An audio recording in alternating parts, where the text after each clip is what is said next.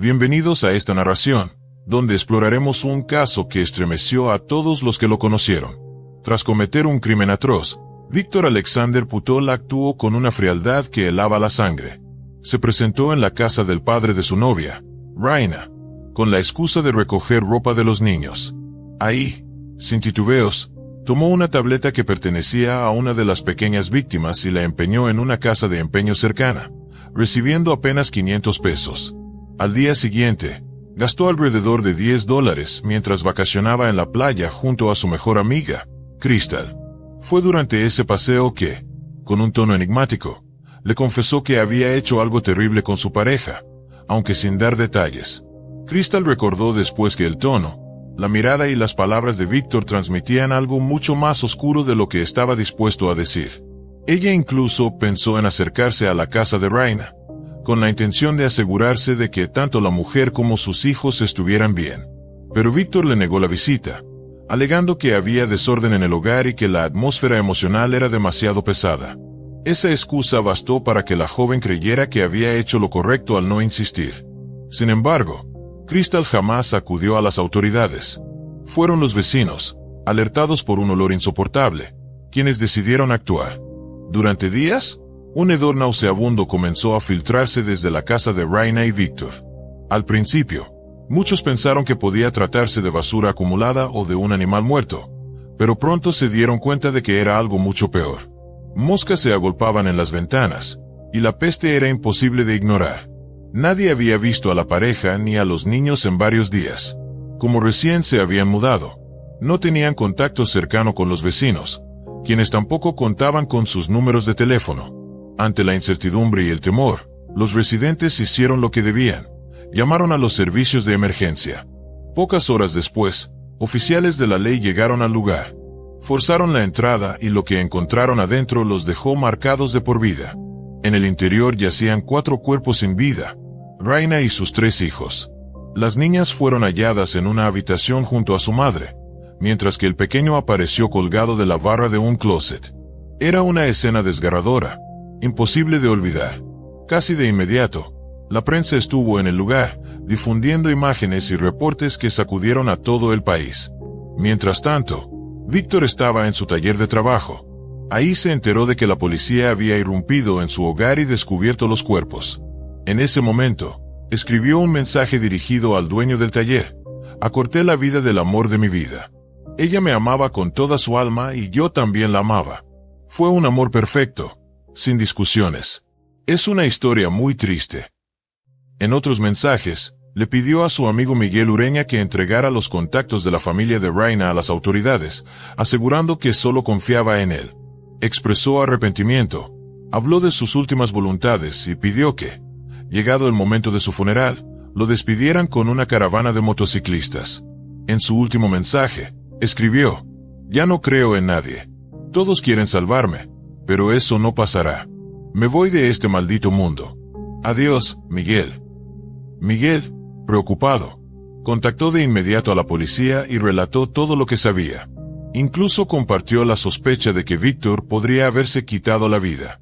Sin embargo, los agentes rastrearon la señal de su teléfono y descubrieron algo distinto. Víctor no se había hecho nada. Ni siquiera había intentado. No sentía remordimiento alguno. Lo único que quería era asegurarse de que su arresto ocurriera en condiciones seguras para él.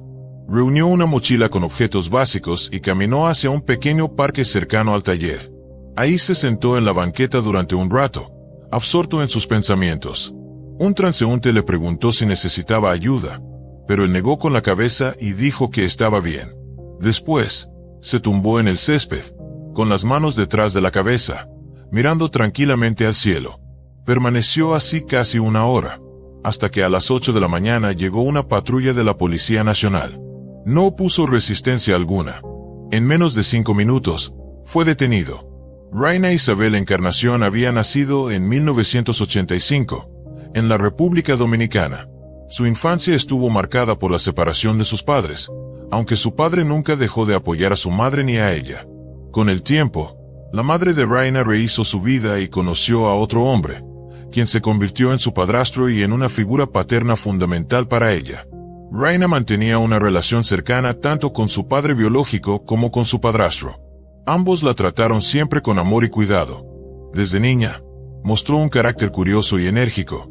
Le gustaba aprender y asistir a la escuela. La casa de su padre quedaba muy cerca, lo que le permitía verlo con frecuencia y reforzar ese lazo. Raina no solo era dedicada a sus estudios, sino que también destacaba por su gran sensibilidad. Le gustaba ayudar a los demás, escucharlos y brindar compañía. Era una niña que irradiaba vitalidad, algo que marcó a quienes la conocieron. Su entorno familiar, aunque marcado por la separación, le dio estabilidad y dos figuras paternas que le ofrecieron respaldo y cariño. Esa base le permitió crecer con confianza y sueños de un futuro mejor. Cuando alguien tan joven enfrenta la ausencia de un padre, las emociones pueden volverse un laberinto. Sin embargo, en el caso de Raina, esa carencia se compensó con la dedicación de quienes se quedaron a su lado. Su madre luchó por darle lo mejor, su padrastro asumió un rol protector y su padre biológico nunca dejó de demostrarle afecto. Esa mezcla de apoyos moldeó a una mujer fuerte, capaz de enfrentar adversidades, pero también vulnerable al amor y al dolor. Los primeros años de Raina son el retrato de una infancia resiliente. Aprendió a adaptarse a los cambios y a valorar el afecto de quienes la rodeaban. Quienes compartieron esa etapa con ella recuerdan a una niña alegre, aplicada en la escuela y siempre dispuesta a tender la mano a los demás.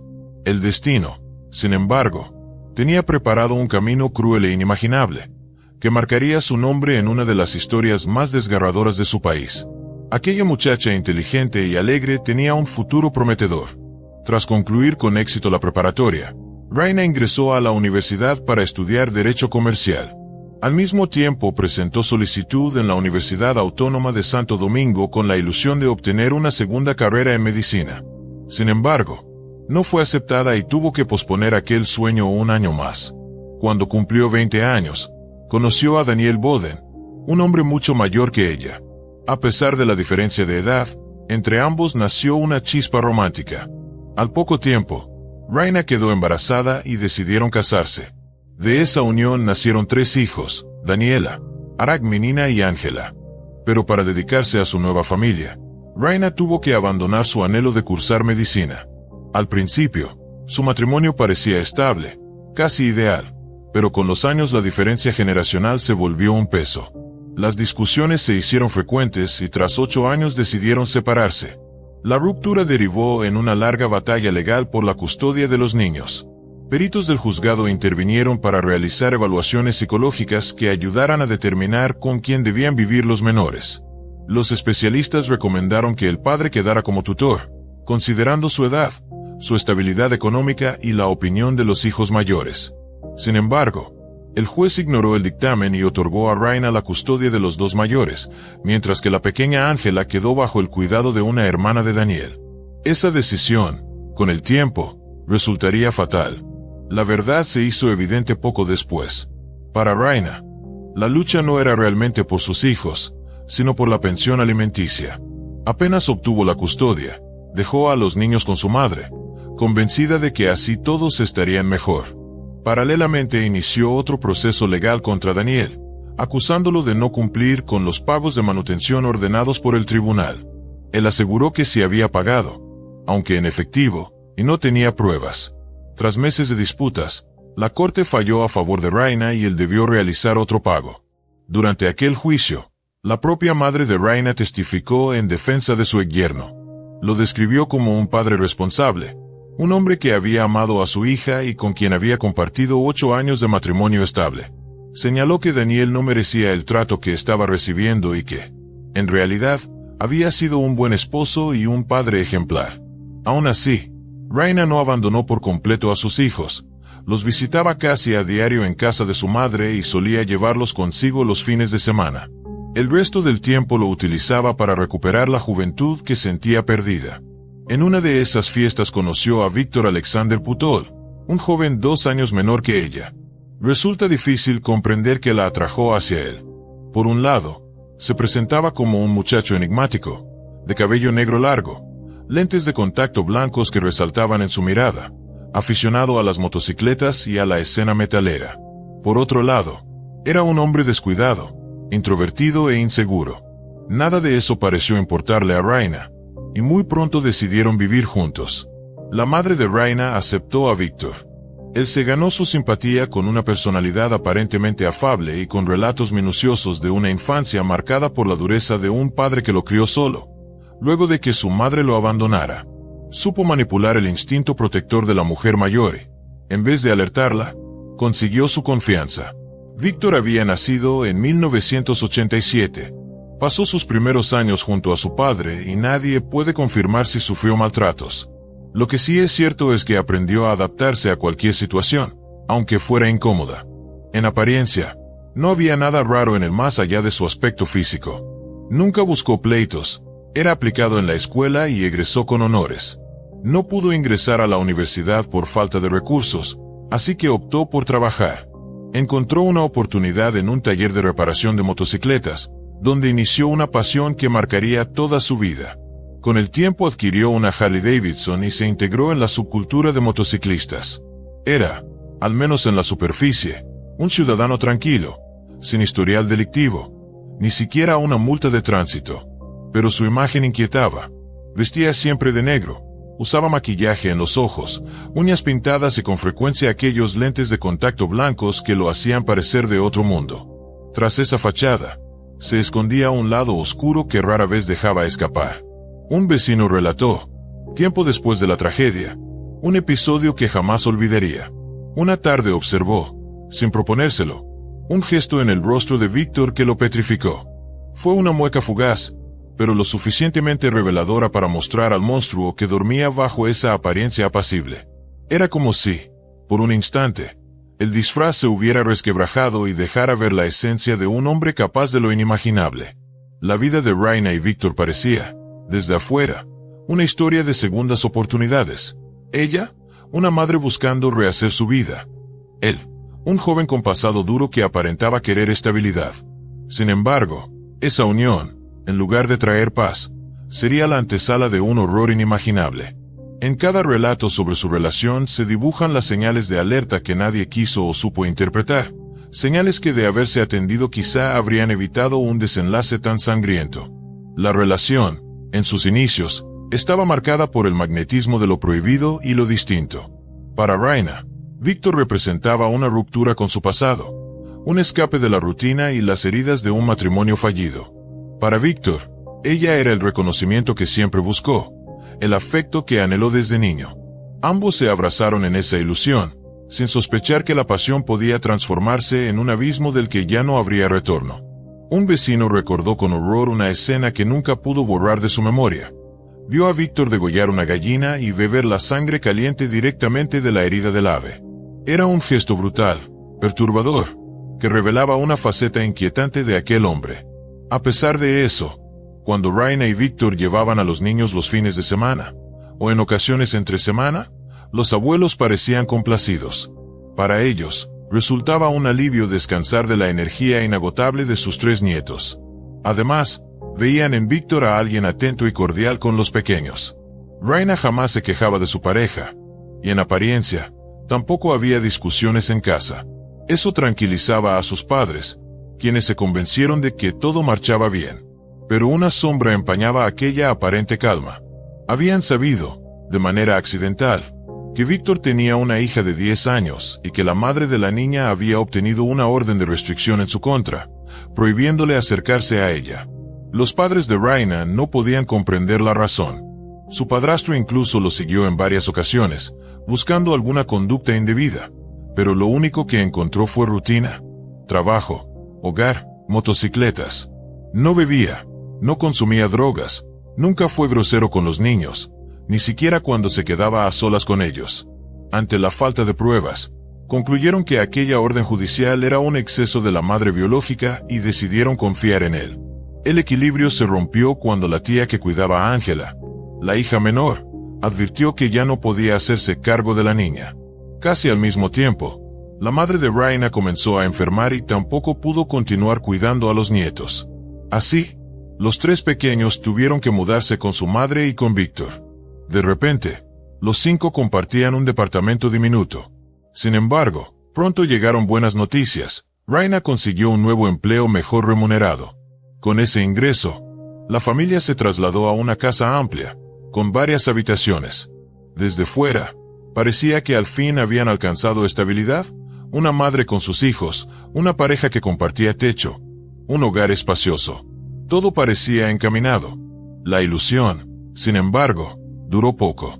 Raina perdió su trabajo y la economía familiar se vino abajo. Según la madre de Víctor, ella misma tuvo que ayudarlos económicamente, pues en ocasiones no había dinero ni para la comida. La situación era tan crítica que la renta se volvió insostenible. La madre de Raina jamás supo de estas carencias. Su hija rara vez mencionaba algo, salvo en ocasiones cuando llevaba a los niños a casa de la abuela y pedía que los alimentara bien. La mujer, encantada, siempre lo hacía. No obstante, la crisis económica no fue el único problema. La relación comenzó a mostrar un deterioro evidente. Aunque Raina nunca hablaba mal de Víctor con nadie, el vínculo entre ellos se volvía cada vez más hostil. Poco antes de la tragedia, Víctor apareció en la calle con el cabello rapado. Todos se sorprendieron. Aquel joven siempre se había distinguido por su melena larga y oscura. Después se supo la verdad. La noche anterior habían discutido violentamente, y mientras él dormía, Raina le cortó el cabello como venganza. Víctor también reconoció que ella lo amenazaba con abandonarlo y llevarse a los niños si no encontraba pronto un trabajo bien pagado. El sábado 3 de febrero de 2018, Raina fue a casa de su madre a recoger a los niños, que habían estado con la abuela desde el jueves. La mujer no notó nada extraño en su hija. Por el contrario, la vio tranquila, sociable, incluso alegre. Compartieron una taza de té mientras los pequeños terminaban de empacar.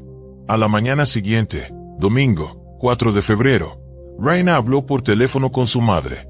La conversación fue breve, solo para ponerse al día y acordar llamarse más tarde. Esa llamada jamás llegó. Los días pasaron entre llamadas sin respuesta y mensajes que quedaron en silencio. Preocupada, la madre intentó comunicarse con Víctor, pero tampoco contestaba. El miércoles, 7 de febrero, finalmente atendió. Con voz tranquila aseguró que todo estaba en orden, que no había de qué preocuparse. Le prometió que Raina la llamaría pronto para explicarlo todo. Esa llamada nunca ocurrió. Fue entonces cuando los padres comprendieron que algo terrible había sucedido. La confirmación llegó al día siguiente, cuando recibieron una llamada de las autoridades. La noticia fue devastadora. Raina y sus hijos estaban muertos. Tras su detención, Víctor Alexander no intentó negar nada. Confesó de inmediato, sin esperar indulgencia. Afirmó que había pensado en quitarse la vida, pero desistió convencido de que debía pagar por lo que había hecho. Sus testimonios permitieron reconstruir con precisión la cronología de aquella mañana fatídica. El domingo, 4 de febrero, en la habitación que compartían, una fuerte discusión escaló hasta la violencia. Víctor golpeó a Raina en cuello, pecho y abdomen. Los impactos fueron tan severos que ella murió casi al instante. Después, cerró con llave el cuarto y llamó a Daniela, la hija mayor, pidiéndole que fuera a la tienda a comprarle cigarrillos. Mientras la niña estaba fuera, entró al cuarto de los otros pequeños. Con un corbata, estranguló a la segunda hija, que dormía plácidamente. La crueldad con la que actuó era indescriptible. Cada paso que dio esa mañana estuvo marcado por la calma de quien no sentía piedad. El disfraz del hombre afable se había caído por completo, y en su lugar emergió la verdadera naturaleza de un asesino que había estado esperando, paciente, el momento de destruirlo todo. En los días siguientes, la investigación revelaría una serie de detalles que mostraban la fragilidad de aquella familia. Una sucesión de señales ignoradas, advertencias que pasaron inadvertidas, y un entorno que quiso creer en la apariencia de normalidad. Nada de eso logró detener la tragedia. Lo que ocurrió en esa casa, en esas horas de terror, se convertiría en una de las historias más dolorosas y perturbadoras de la República Dominicana. Cada testimonio, cada dato, reconstruía no solo el horror del crimen, sino también la fragilidad de la confianza depositada en alguien que jamás mereció ser parte de esa familia. La figura de Víctor Alexander Putol pasó de ser un novio excéntrico a un monstruo que selló con violencia el destino de una mujer y de 3 pequeños inocentes. El eco de ese día continúa retumbando en quienes alguna vez creyeron que él era simplemente un joven diferente. Cuando Daniela regresó de la tienda, Víctor la recibió con la misma violencia con la que había arrebatado la vida a su hermana. La estranguló sin piedad y después llevó los cuerpos de ambas niñas a la habitación que compartía con Raina, donde ya yacía el cadáver de la madre. En esos instantes, el pequeño Aramán jugaba inocentemente en el patio trasero. Víctor se le acercó con calma engañosa. Le explicó que su hermana mayor se había tardado en la tienda y que lo llevaría a casa de su tía Juana Mendoza Quello, para después ir a buscarla. El niño, confiado, lo acompañó. Tras dejarlo con la tía, Víctor regresó a la vivienda, intentando ocultar las huellas de sus crímenes. Fue entonces cuando comprendió que aquello era imposible, que la verdad inevitablemente saldría a la luz. Aún así, horas más tarde volvió por el niño, diciéndole a su tía que Daniela ya había aparecido y que debían regresar a casa. Una vez en el domicilio, el hombre culminó su plan. Colgó a Aramán de un peldaño en el closet, acabando con su vida. En sus declaraciones, Víctor afirmó que lo había hecho por la situación económica insoportable, que no podía manejar la presión. Sus conocidos confirmaron que se quejaba constantemente de problemas de dinero y discusiones con Raina. Su madre declaró a los investigadores que las dificultades financieras lo habían empujado a la desesperación. Sin embargo, la brutalidad con la que actuó no concordaba con la idea de un hombre hundido en un colapso pasajero. El informe preliminar de autopsia reveló algo todavía más siniestro. Todas las víctimas femeninas no solo habían perdido la vida, sino que también habían sido ultrajadas. El Ministerio Público descubrió conversaciones en WhatsApp, donde Raina le expresaba su preocupación a Víctor por actitudes inapropiadas hacia Ángela mientras dormía. En un último mensaje, lo amenazaba con denunciarlo a la policía. La madre de Raina confirmó que, aunque el acusado trataba bien a las 3 niñas, siempre mostraba una atención especial por la menor. La cargaba, la sentaba en sus piernas, la abrazaba, la besaba, y le había inventado un apodo: señorita. Los fiscales concluyeron que Víctor no mató por dinero, sino para silenciar para siempre las pruebas de sus abusos contra la niña. Los peritajes confirmaron que tanto Raina como sus hijas habían sido violentadas, aunque los forenses no pudieron precisar si los hechos ocurrieron antes o después de su muerte, debido al avanzado estado de descomposición de los cuerpos. Un examen psiquiátrico determinó que Víctor sufría un trastorno de personalidad antisocial, incapacidad absoluta de sentir culpa o remordimiento. La atrocidad del crimen conmocionó a toda la sociedad dominicana. El juicio inició en enero de 2019 y se resolvió en apenas 2 días. Desfilaron testigos, peritos y amigos del acusado, quienes aportaron piezas escalofriantes del rompecabezas.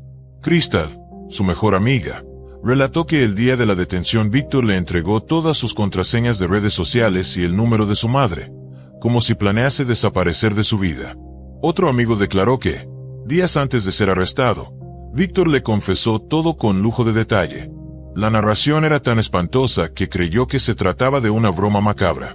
Vecinos, maestros y compañeros de trabajo tampoco daban crédito. Siempre lo habían visto como un joven reservado, de aspecto excéntrico pero inofensivo. No era problemático, nunca hablaba mal de nadie.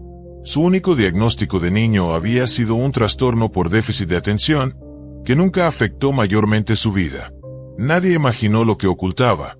Un total de 18 testigos, incluidos 2 forenses, dieron su testimonio. Los especialistas proporcionaron detalles tan desgarradores que incluso la propia madre de Víctor, en medio del dolor y la vergüenza, rogó que se le aplicara todo el peso de la ley. Frente al tribunal pidió perdón a la familia de Raina y compartió su sufrimiento. La justicia debe cumplirse. Mi hijo tiene que pagar por todo lo que hizo. Finalmente, Víctor Alexander Putol se declaró culpable de asesinar a Raina Isabel Encarnación y a sus 3 hijos. Frente al tribunal pidió disculpas a la familia de las víctimas y al público. Acepto los hechos, dijo, aunque no todo ocurrió exactamente como se narró. Entiendo que no puedo retroceder el tiempo ni devolverles la vida. La sala de audiencias permaneció en silencio sepulcral. La imagen del hombre que alguna vez fue considerado un vecino extraño, un motociclista con lentes blancos, había desaparecido. Ante todo se alzaba la figura desnuda de un monstruo capaz de lo impensable, un hombre que marcó con fuego el corazón de un país entero. El proceso judicial no solo fue un trámite legal, se convirtió en un espejo que reflejó el dolor de una comunidad entera y la fragilidad de la confianza en quienes, con apariencias inocuas, esconden lo peor de la naturaleza humana. Cada palabra de ese juicio quedó grabada como advertencia. Las señales existen, pero ignorarlas puede costar lo más valioso, la vida misma. La historia de Raina y sus hijos no es solo una tragedia personal, sino una herida colectiva. En cada esquina de su barrio, en cada voz que la recuerda, se respira la injusticia de lo sucedido. Y en la memoria de un país entero, su nombre quedó unido para siempre a uno de los crímenes más atroces de la República Dominicana. Reconozco los hechos, acepto mi responsabilidad. Me disculpo con la comunidad y con cada miembro de la familia por lo ocurrido. Yo mismo facilité mi arresto porque entendí que, si terminaba con mi vida, jamás podría pagar por mis actos. Con esas palabras, pronunciadas con una calma desconcertante, Víctor Putol cerró su declaración final. El tribunal le impuso la pena más severa existente entonces en la República Dominicana: 30 años de prisión. Tenía apenas 30 años al momento de la sentencia, lo que significaba que, bajo ciertas circunstancias, podría salir en libertad a un joven y vivir fuera de los muros de la cárcel. Esa posibilidad encendió un debate nacional. El Congreso comenzó a acelerar la reforma del Código Penal, una normativa que databa de 1844 y que no contemplaba la acumulación de condenas por múltiples delitos. De haber estado en vigor la actualización que se discutía en esos meses, Víctor Alexander habría enfrentado hasta 60 años tras las rejas. El asesinato de Raina y de sus 3 hijos hizo evidente la urgencia de aprobar la reforma y modernizar un sistema que parecía insuficiente frente a crímenes de tal brutalidad. Aún así, muchos consideraron que se había hecho justicia. El culpable recibió la pena máxima posible. La madre de Raina, en entrevistas televisivas, expresó sentirse conforme con el fallo, aunque ningún castigo podría devolverle a su hija y a sus nietos. El dolor seguía vivo, pero al menos había una respuesta de la ley. Para Daniel Boden, el padre biológico de los niños, la herida era mucho más profunda. Declaró que jamás podría aceptar lo ocurrido y que todo habría sido distinto si el juez, años atrás, hubiera atendido la recomendación de los expertos que pedían otorgarle la custodia.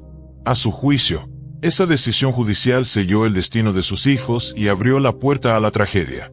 En la memoria colectiva, este caso se convirtió en un símbolo de advertencia. Marcó la necesidad de cuestionar las decisiones judiciales, de reforzar los mecanismos de protección a la infancia y de reconocer las señales de peligro antes de que sea demasiado tarde.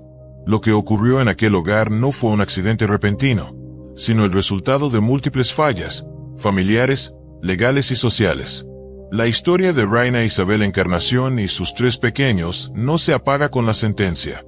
Persiste como eco de dolor en las voces de los que los amaron, y como lección amarga en un país que comprendió, a través de esta tragedia, que la justicia no puede ser indulgente ni lenta cuando se trata de proteger vidas inocentes. Gracias por acompañar esta narración. Suscríbete y activa la campanita para no perderte las próximas historias, porque aún hay muchos casos impactantes que deben ser contados. En abril de 2015, el pequeño pueblo de Leeton, en Nueva Gales del Sur, Australia, quedó paralizado. Los comercios cerraron sus puertas y la escuela secundaria suspendió clases. La comunidad entera se sumió en un profundo duelo para honrar la memoria de Stephanie Scott y acompañar en el dolor a su familia. Más de 1000 personas asistieron a su funeral, y además se organizó un acto público para que todos pudieran compartir la tristeza colectiva.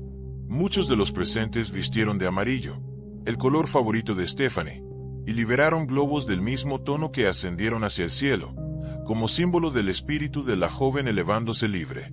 En la ceremonia se pidió por el descanso eterno de Stephanie y por consuelo para sus seres queridos.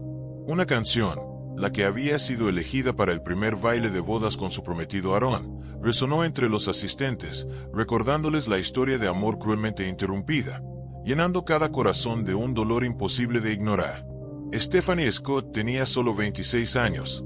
Era bondadosa, inteligente y siempre irradiaba una sonrisa. Desde niña se distinguió por su curiosidad y su entusiasmo, participando en clubes escolares y deportes. Ya adulta, decidió seguir los pasos de su padre Robert y se convirtió en maestra, compartiendo con él una pasión inquebrantable por la enseñanza. Impartía clases de inglés y teatro en la secundaria de Leeton, y lo hacía con orgullo y entrega absoluta. Aaron, su prometido, era apenas un poco menor. Ambos se conocían desde la infancia, crecieron en el mismo pueblo, jugaban deportes y compartían aficiones. Primero fueron amigos inseparables, hasta que, al cumplir Aaron los 21 años, su vínculo se transformó en amor. A inicios de abril de 2015, la pareja estaba volcada en los preparativos de su boda, fijada para el 11 de ese mes.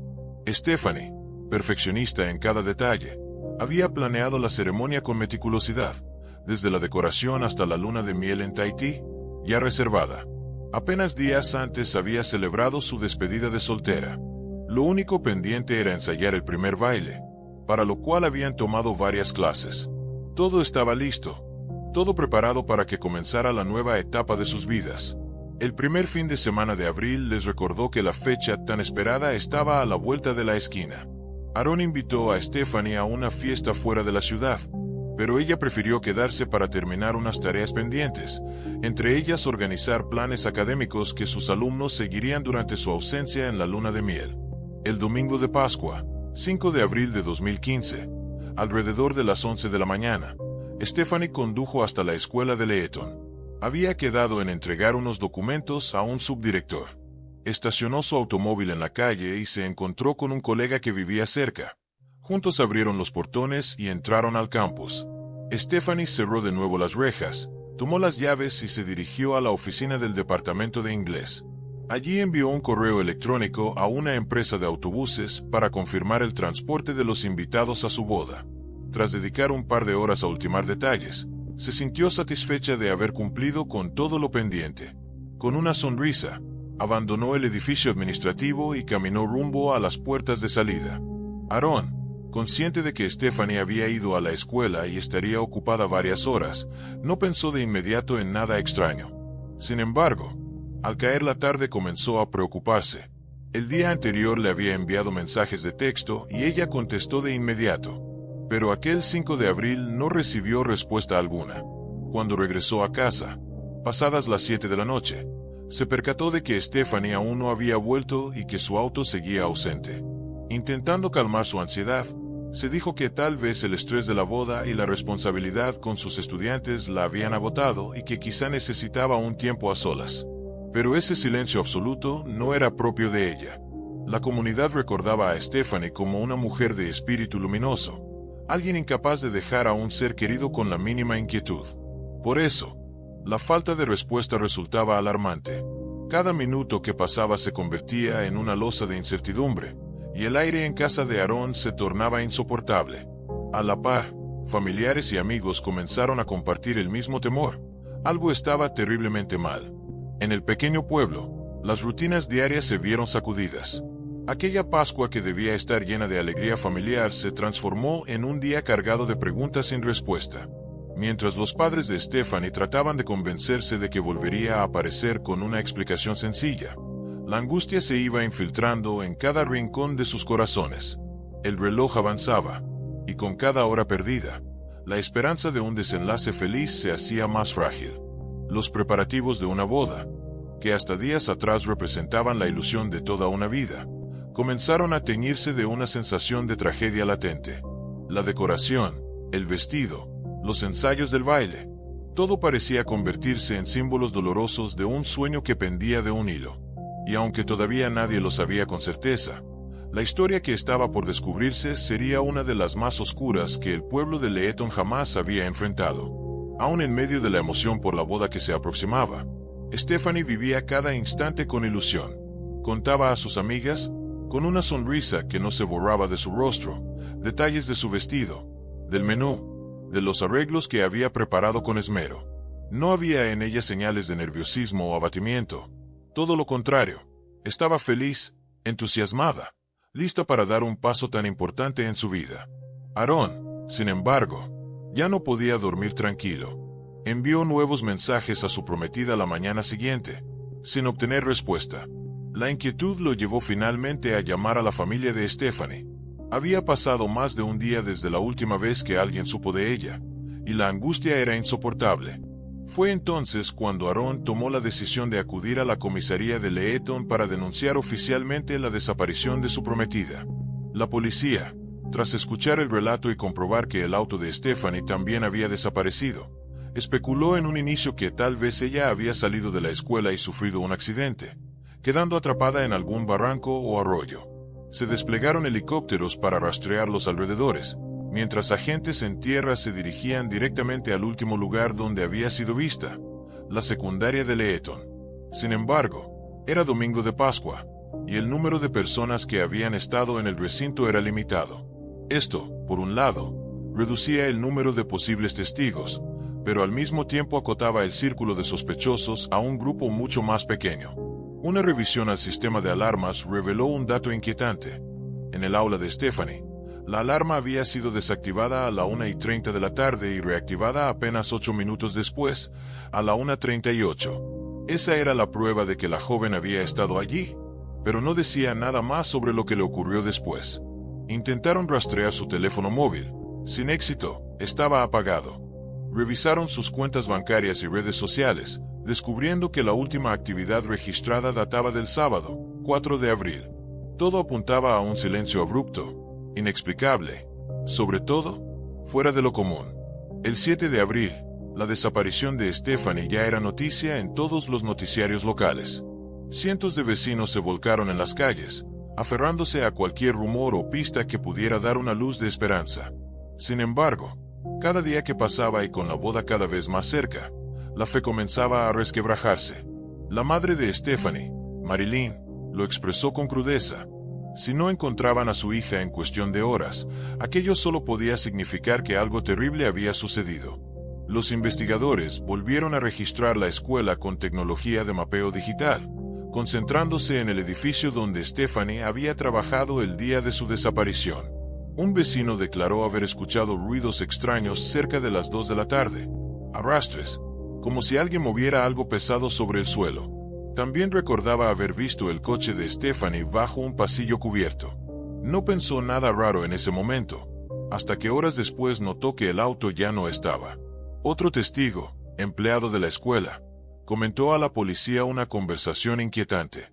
El lunes, entre rumores sobre la desaparición, le preguntó a uno de los encargados de la limpieza si había visto a Stephanie. La respuesta fue negativa, pero cuando le sugirió la idea de que quizá la maestra había huido presa del estrés por la boda, el hombre soltó una risa nerviosa, fuera de lugar. Aquel gesto dejó al testigo con una sensación de inquietud difícil de ignorar. Además, notó que el limpiador tenía arañazos en el rostro. Ese hombre era Vincent Stanford, de 24 años. Los detectives decidieron interrogarlo de inmediato. En un primer encuentro, Vincent explicó que había pasado por la escuela solo para sacar los contenedores de basura, a pesar de que ese día no estaba en su turno. Dijo que estuvo allí poco tiempo, que tenía prisa por ir al supermercado. Aseguró no haber visto a Stephanie en ningún momento. Con aparente cordialidad, les deseó suerte en la búsqueda. Lo que aún no sabían los agentes era que la historia de Vincent Stanford no solo era sospechosa, sino que pronto se desmoronaría. Bajo esa apariencia nerviosa y excusas superficiales, se ocultaba la pieza clave de un rompecabezas siniestro. La sonrisa incomprensible, las marcas en su piel, la presencia en la escuela sin razón aparente. Cada detalle era un eco de algo más oscuro que aún no emergía a la superficie, pero que aguardaba para sacudir por completo a la comunidad. Mientras tanto, el pueblo vivía en una tensión insoportable. La incertidumbre se convertía en sombra constante. Los días parecían eternos y la imagen de Stephanie, la joven maestra que soñaba con casarse y formar una familia, comenzaba a proyectarse como una ausencia imposible de llenar.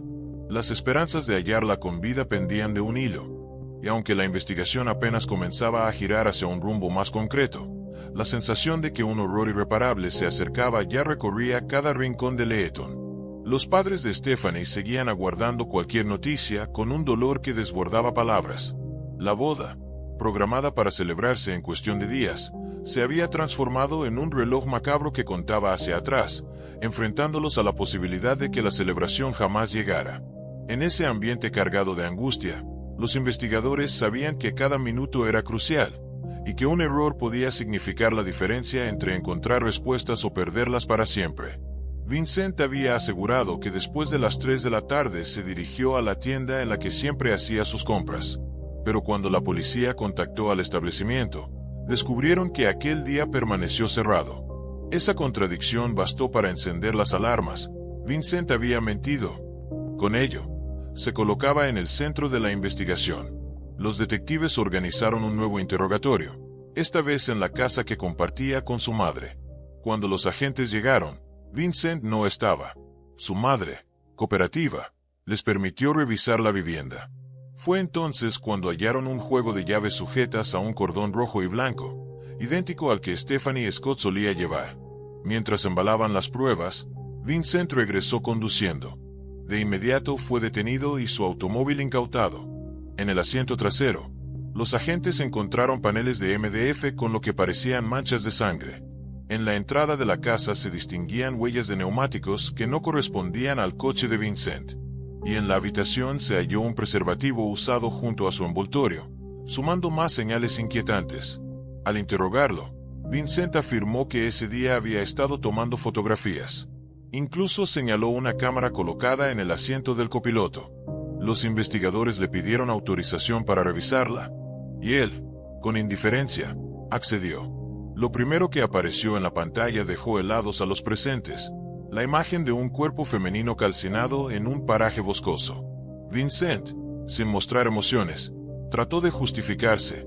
Dijo que eran fotos de una película casera que había grabado y que le parecían graciosas. Pero los agentes no tenían dudas. Estaban frente a las imágenes de un crimen real, y la víctima era Stephanie Scott. Vincent Stanford, el joven limpiador de la secundaria de Leeton, fue arrestado en el acto. En el registro de su teléfono y computadora personal se descubrió un archivo escalofriante: fotografías de alumnas de colegio, de jóvenes tomadas de internet y de mujeres que había seguido obsesivamente. Su comportamiento delineaba un perfil perturbador y peligroso. Aunque el cuerpo de Stephanie aún no aparecía, la evidencia era contundente. El 9 de abril, apenas 4 días después de su desaparición, Vincent fue formalmente acusado de su asesinato. La noticia recorrió el país con rapidez. Vincent Stanford, de 24 años, había sido detenido como principal sospechoso de la desaparición y muerte de Stephanie Scott.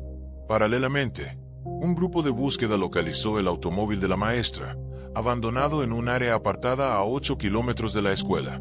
Sin embargo, el paradero de su cuerpo seguía siendo un misterio, y la investigación no se detuvo. La prioridad era localizar el sitio donde se habían tomado las aterradoras fotografías encontradas en la cámara. El 17 de abril, 5 días después de que Stephanie fuera vista por última vez, un nuevo testigo se presentó. Declaró haber observado a un hombre detener su vehículo cerca de un canal alrededor de las 4 de la tarde del domingo de Pascua. El sujeto descendió del auto y arrojó un objeto al agua, que describió como similar a una computadora portátil. Minutos más tarde, la policía recuperó del fondo un ordenador. Pertenecía a Stephanie. Mientras tanto, buzos especializados rastreaban sin descanso las aguas y los campos cercanos al lugar donde había aparecido el coche rojo de la joven. En cada rincón de Nueva Gales del Sur se multiplicaban las esperanzas de hallar a la maestra y poder darle a su familia la certeza de un descanso digno.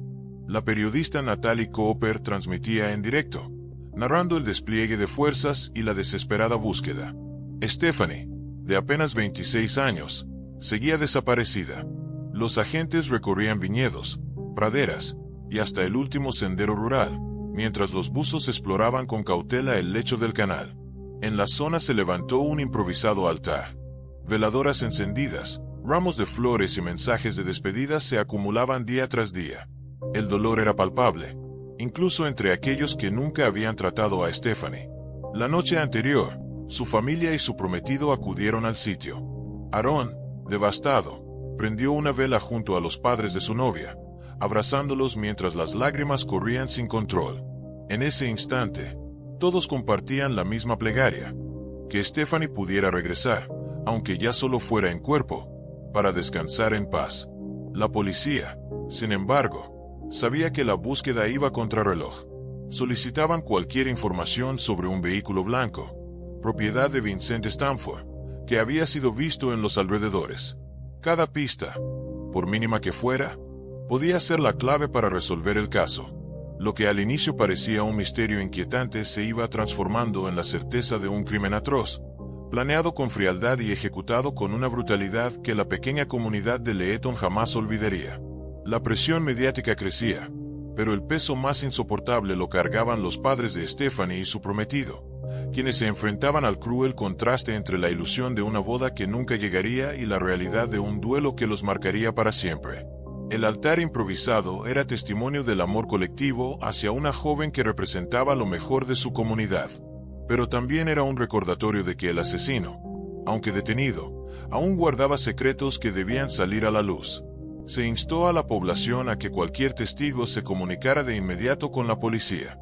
Mientras tanto, Vincent, ya bajo custodia, sorprendió a los agentes al pedir voluntariamente hablar con ellos. En ese encuentro reveló detalles estremecedores, incluyendo el lugar exacto donde podían encontrar el cuerpo de Stephanie. Según su propio relato, el día del crimen Stephanie se encontraba en la sala de maestros del segundo piso, trabajando en la computadora con la puerta de su oficina abierta. Vincent, que en ese momento limpiaba los botes de basura con una aspiradora de presión, necesitaba trasladar algunos de ellos hacia arriba y fue entonces cuando la vio. Dijo a los detectives que, sin previo aviso, lo invadió un deseo súbito de matarla. Regresó a su casa a buscar un equipo especial, esposas, Viagra, un cuchillo y productos de limpieza. Antes de volver incluso buscó en internet información sobre violencia contra novias. Cuando regresó a la escuela, encontró a Stephanie recogiendo sus cosas para marcharse. Ella pasó junto a él, lo miró a los ojos y con amabilidad le deseó una feliz Pascua. Ese gesto inocente fue el instante en que Vincent la atacó. La sujetó con violencia y la arrastró hacia un almacén. Los investigadores le recordaron los arañazos que habían notado en su rostro durante su primer encuentro. Vincent admitió que algunos provenían del micrófono de Stephanie y otros de las uñas de ella. Cuando intentaba defenderse, describió cómo la sujetó por detrás, tapándole la boca con una mano y rodeándola de la cintura con la otra, hasta encerrarla en el cuarto. Cerró la puerta y la arrojó brutalmente al suelo, golpeándola una y otra vez. Después, tomó el cuchillo y la asesinó. Confesó que sentía la necesidad de hacerlo, que por años había albergado pensamientos y planes violentos y que incluso había matado antes. Aclaró que no odiaba a sus víctimas, simplemente disfrutaba de matar. Con frialdad escalofriante, recordó que después del ataque sintió hambre. Salió de la escuela, fue a su casa, preparó un sándwich y un café, y luego regresó como si nada hubiera ocurrido. Metió el cuerpo de Stephanie en la cajuela de su propio coche y lo estacionó frente a su domicilio. Al día siguiente, lunes de Pascua, condujo hasta un parque nacional. Allí bajó el cuerpo y lo desnudó parcialmente, dejándole únicamente el sostén. Observó las marcas de violencia en su rostro, moretones, hinchazón, raspones. Entonces la cubrió con ramas, roció gasolina sobre ella y encendió un fósforo. Se quedó unos minutos, tomando fotografías de la escena y esperando a que el fuego se propagara, antes de marcharse. Más tarde abandonó el vehículo de Stephanie en un camino rural apartado y regresó a pie al pueblo. Ante las preguntas de los detectives sobre la brutalidad de sus actos, Vincent trató de minimizar lo ocurrido, negando algunos detalles que los investigadores ya sabían ciertos. Por ello se le imputaron cargos adicionales de daño agravado y violencia física contra una mujer. Cuando le cuestionaron por qué en las fotografías el cuerpo estaba casi desnudo, salvo por el sostén, respondió que acostumbraba a dejar esa prenda, aunque no podía explicar con certeza la razón. Quizá quería un recuerdo. Admitió haberse llevado el sostén de Stephanie. Respecto a sus anillos, el de compromiso y el de graduación, Vincent aseguró no recordar en qué momento los quitó, pero probablemente los desechó en un bote de basura junto con otros objetos. Sus palabras, cargadas de indiferencia, revelaban no solo la magnitud del horror, sino también la ausencia total de empatía ante el dolor de una familia que lo había perdido todo. Mientras los detectives escuchaban el relato, cada detalle se volvía más insoportable. La serenidad con la que Vincent describía los instantes del crimen contrastaba con la crudeza de los hechos. Aquello no era solo la confesión de un asesino, sino la confirmación de que Stephanie había caído en manos de un depredador cuya mente albergaba un abismo de oscuridad. El caso, que había empezado como la misteriosa desaparición de una joven maestra, se transformaba ya en el retrato de un monstruo oculto a plena vista. La comunidad de Leeton, que tanto había amado a Stephanie, debía ahora enfrentarse a la verdad más dura. Su tragedia no había sido un accidente, ni un error del destino, sino un acto deliberado de crueldad sin sentido. La justicia, sin embargo, había comenzado a abrirse paso. Con cada palabra de Vincent, con cada prueba recolectada, se forjaba la certeza de que pagaría por lo que había hecho. Pero esa certeza no borraba el vacío. Lo único que quedaba era honrar la memoria de Stephanie y no permitir que su historia se convirtiera en solo un número más dentro de la violencia absurda que destroza vidas y comunidades enteras. Vincent había entregado los anillos de compromiso, las argollas y los aretes de Stephanie a su hermano gemelo, Marcus, quien vivía en Adelaida. Marcus los vendió en una joyería. Como si quisiera borrar todo rastro, destruyó la licencia de conducir de la joven después de fotografiarla. A las 7 de la mañana, la calma de un vecindario en las colinas de Adelaida se quebró cuando la policía arrestó a un hombre de 24 años. Los vecinos, incrédulos, veían cómo un caso que estremecía a toda la nación se desenvolvía repentinamente en su propia calle. Marcus, hermano idéntico de Vincent, trabajaba en una granja de flores. Sus compañeros lo describían como un hombre silencioso, distante, casi invisible fuera de su labor. Durante el juicio, se presentó sin abogado. Cuando el juez le preguntó si había alguna razón para no ser enviado a Leeton, respondió con fuerte acento holandés que nunca había estado allí y que no veía necesidad de ir. Sin embargo, a la mañana siguiente fue trasladado bajo custodia policial a Sydney, donde permanecería detenido. Para la familia de Stephanie, la noticia de un segundo arresto en relación con el caso fue otro golpe devastador, un recordatorio de la magnitud de la tragedia. El desenlace más doloroso llegó poco después. Mientras Vincent aún confesaba, los investigadores habían encontrado ya el cuerpo de Stephanie. Fue hallado calcinado en un parque nacional, a unos 100 kilómetros de la secundaria de Leeton, apenas un día antes de lo que debió ser su boda.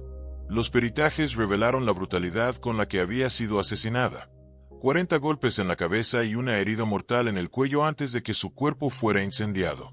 Las fotografías halladas en el teléfono de Vincent confirmaban, sin lugar a dudas, que se trataba de ella. En el tribunal, la culpa de Vincent Stanford era innegable, y tanto él como Marcus fueron llevados a juicio. Al inicio, Vincent intentó negar su responsabilidad, generando incertidumbres sobre el curso del proceso. Pero las pruebas reunidas por la policía resultaron abrumadoras, suficientes para una condena. Exámenes psicológicos posteriores lo perfilaban como un asesino serial en potencia, carente de emociones, incapaz de empatía, despiadado y distante. En varias ocasiones se mostró burlón, riendo sin tomarse la situación en serio. Su biografía revelaba un pasado inquietante. Nació en Australia, pero su familia se mudó a los Países Bajos cuando tenía 3 años. A los 7 regresaron a Nueva Gales del Sur. A los 12 años confesó haber fantaseado con matar, y en una ocasión casi estranguló a su maestra. Sus compañeros lo llamaban psicópata. Por episodios constantes de violencia y desobediencia, fue enviado a una escuela correccional. Más tarde terminó en un centro psiquiátrico, donde fue diagnosticado con autismo y trastorno negativista desafiante. Tras su liberación, intentó ingresar a la universidad y al ejército, pero fue rechazado en ambas instituciones. Incapaz de adaptarse, pasó por distintos trabajos hasta conseguir empleo como limpiador en la secundaria de Leeton. En un inicio el contrato era por 5 semanas, pero luego fue extendido. Allí se convirtió en una sombra silenciosa, moviéndose por los pasillos con un propósito oculto. Con frecuencia se escondía en los baños de mujeres durante los recesos, acechando a las estudiantes. El análisis de su teléfono móvil destapó la magnitud de su obsesión. Miles de fotografías de alumnas, imágenes robadas de mujeres en tiendas cercanas y hasta seguimientos detallados en diarios personales. De una de las jóvenes llegó a recopilar más de 2000 fotos. La seguía hasta su casa, anotaba horarios, observaba quién entraba o salía, y describía cada detalle con precisión enfermiza. Era el retrato de un depredador paciente, meticuloso, que aguardaba el momento de convertir sus fantasías en realidad. Cada nueva revelación hundía más en el dolor a la familia de Stephanie. El caso no solo desenmascaraba a un asesino, sino también a una mente perturbada que había encontrado en la rutina escolar un terreno fértil para su violencia latente. La imagen de Vincent Stanford, limpiador callado y aparentemente inofensivo, se desvanecía para dar paso a la figura de un monstruo que había acechado a la comunidad desde adentro. La memoria de Stephanie, la joven maestra llena de vida que soñaba con casarse y formar una familia, contrastaba con la oscuridad del asesino que la arrebató a los suyos. Para Leeton, el juicio no era solo un trámite judicial, era una batalla por preservar la dignidad de una víctima inocente y para asegurarse de que, al menos en los tribunales, la justicia prevaleciera sobre la barbarie. Vincent había vigilado a una joven estudiante, planeando secuestrarla a las 15:40 horas, cuando se encontraba sola en su casa. Pero aquel intento fracasó porque la muchacha salió de la ciudad. Entonces, su atención se desvió hacia Stephanie, que trabajaba en la escuela. La investigación sobre el automóvil de Vincent reveló manchas en paneles de MDF que contenían el ADN de Stephanie. Y en el interior de la casa familiar, los agentes hallaron aún más pruebas. Sangre de la maestra en un cuchillo, varios empaques de preservativos y su sostén. Marcus, el hermano gemelo de Vincent, reconoció su culpa al admitir que había vendido las joyas de Stephanie, destruido pruebas y ayudado a encubrir los hechos. Por ello fue condenado a 15 meses de prisión. El juez aclaró que no existía posibilidad de libertad anticipada. De no haber confesado, la pena habría sido mayor, 20 meses tras las rejas. En octubre de 2016, Marcus fue liberado. La decisión provocó indignación. Más de 60 personas firmaron una petición para apelar la sentencia, calificándola de débil e insuficiente.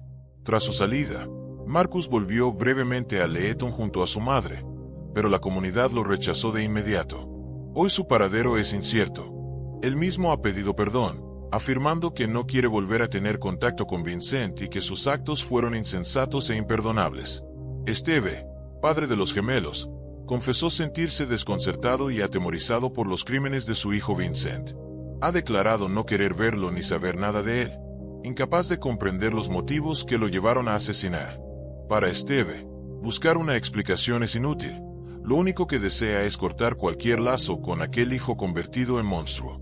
Un día antes de lo que habría sido el cumpleaños 28 de Stephanie, el tribunal sentenció a Vincent Stanford a cadena perpetua por asesinato y a 15 años adicionales por violencia sexual agravada. Ambas condenas comenzaron a regir desde el 8 de abril de 2015. En la sala, Marilyn, madre de Stephanie, rompió en llanto al declarar que Vincent, incapaz de manejar su propia vida, decidió arrebatarla de su hija, privándola de un futuro que le pertenecía. Dijo que jamás podrán dimensionar la magnitud del sufrimiento de Stephanie, y ese pensamiento es insoportable. Por ello, la familia eligió retirarse del ojo público, guardar silencio y vivir su duelo en privado. Al día siguiente del juicio, la familia se reunió para recordar a Stephanie con amor en lo que habría sido su cumpleaños. Era el segundo que celebraban sin ella. Organizaron una merienda con té y galletas de menta a las 3 de la tarde, invitando a todos los cercanos a compartir recuerdos.